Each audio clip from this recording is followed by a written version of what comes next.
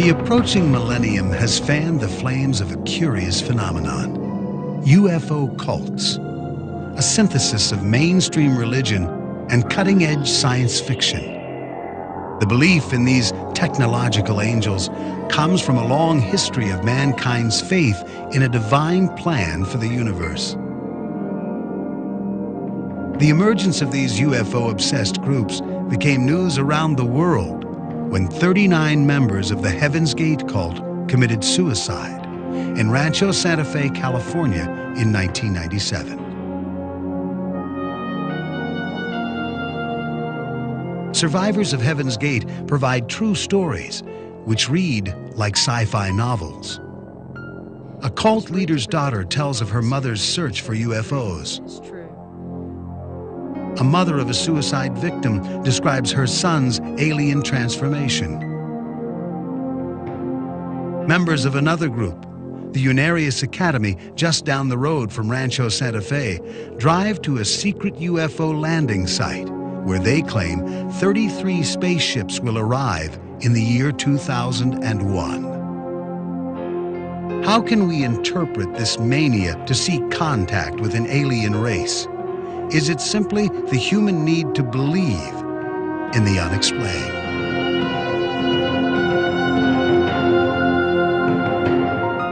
A moment ago when I said that the big surprise could come, that spacecrafts could come in by the thousands, maybe come in shifts. In March 1997, Marshall Applewhite, the leader of Heaven's Gate, told his followers there was a UFO in the tail of the Hale-Bopp comet, which orbits the Earth once every 2,000 years.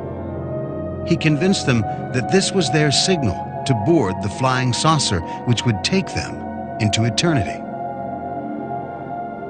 In order to catch this ride, the 39 cult members committed suicide by a combination of phenobarbital, alcohol, and suffocation. For reasons that still remain unanswered, they wore Nike running shoes, sported buzz haircuts, and carried $5 of quarters in their pockets. This tragedy was the culmination of 22 years of behavior modification under Marshall Applewhite's spell. What once started out as a grassroots Christian sect evolved into a dark millennial cult with beliefs in aliens and Armageddon. So when they presented the picture of being able to literally leave in a craft, so to speak, which they were saying was similar to what Jesus did. He actually left in a physical body. When they overlaid that with modern-day technological information, like that cloud of light was a UFO, it all lined up for me. Early on, Marshall Applewhite and his co-leader Bonnie Nettles had convinced themselves and their followers that they were God's emissaries, here to lead humanity out of a corrupt world. Applewhite said he and Nettles had come from outer space, taking on human bodies as camouflage. They offered salvation to members who could overcome their attachment to human desires such as sex, money, and drugs. Spread publicity about some people that disappeared in print in your newsletter the names of those parents who will promise not to kidnap. Doe got instruction to relate to the world again. Is a representative of the kingdom of heaven. There's kind of an energy that... A few miles from Rancho Santa Fe and the Heaven's Gate Mansion, the students of the Unexplained Academy attend classes in past life therapy, interdimensional physics, and the psychology of consciousness. In 1954, Ernest and Ruth Norman founded Unarius in Glendale, California. Ruth prophesied that so-called Space Brothers were coming to Earth in the year 2001 to build a university where solutions to world problems would be discovered. After Ernest died, Ruth claimed that he told her to purchase land in nearby Humboldt, California, which would be the UFO landing site. They are coming to Earth and will land here. I bought this acreage for that purpose. In 1994, when Ruth Norman died, 25-year member Charles Spiegel became director of the Unarius Academy. Back in 1949, he had a vision in a post office in Los Angeles that would change the course of his life. I was walking through a dim-lit corridor to pick up some mail. Right in front of me, a picture appeared out of the so-called blue. Just like a TV picture opened up, and it was a life-size picture of a woman smiling down at me. This experience prompted Spiegel to study metaphysics and Eastern philosophy. His research led him to a book written by Unarius Academy co-founder Ernest Norman. Norman wrote about past lives, psychic travel to other dimensions, and UFOs. Charles Spiegel contacted the Normans and asked for a meeting. When the doorbell rang and the door opened, Ruth Norman stood there at the threshold, and she was the exact likeness of the vision that I had in the U.S. Post Office in 1949.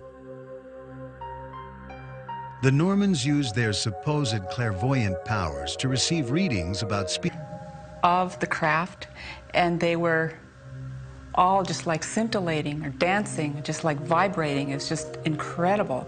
It just hovered there and it was completely silent. And they've been coming around for a long time. I'm just lucky I've got to see them. Marion Keymis interpreted the UFO sighting as a visit from friendly space brothers, the same ones from whom Ernest and Ruth Norman claimed to be receiving transmissions. Marion believes that Ernest Norman once mentally traveled to Mars and brought back important information about the red planet. He psychically visited the planet Mars underground where the civilization of the Martians reside. A supernova came and they had warning of that. It was going to come and burn the top of their planet. It was totally burn them. I don't know if you've ever seen pictures of Mars where you've seen kind of canals. Those are the underground huge tubes where the Martians are living. The 19th century notion that there are so-called canals on the surface of Mars has been thoroughly and definitively debunked.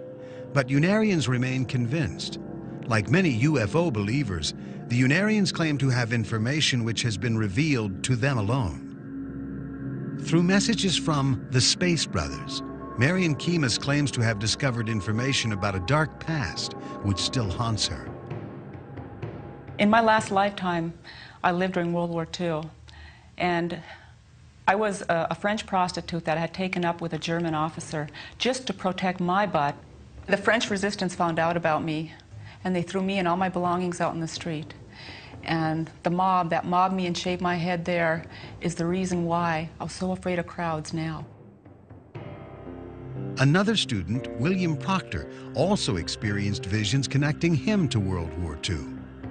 When I came into this life, I had leg problems. My mom would take me to the doctor over and over and over again. The doctor could never figure out why my legs hurt. But the picture that dropped into my consciousness, I had been shot down. I was an officer, a colonel, in the Luftwaffe Air Force. And I survived, but my legs were crushed in this crash. That's what was causing the pain. Proctor found himself attracted to the UFO philosophy of Unarius. I've always had an interest in UFOs. That isn't what brought me to Unarius. But I've always had the interest that there were life on other worlds. And as far as the Unarius Academy of Science, that opened the door for me. These, what we call space brothers, are human beings, and they're like us, except they're more advanced. And in the year 2001, we're going to meet these people.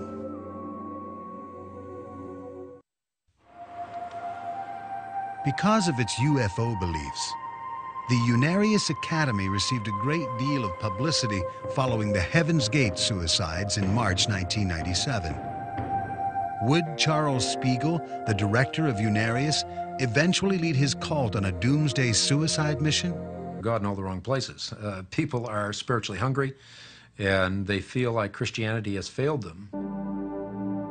That was not a part of my Christian belief.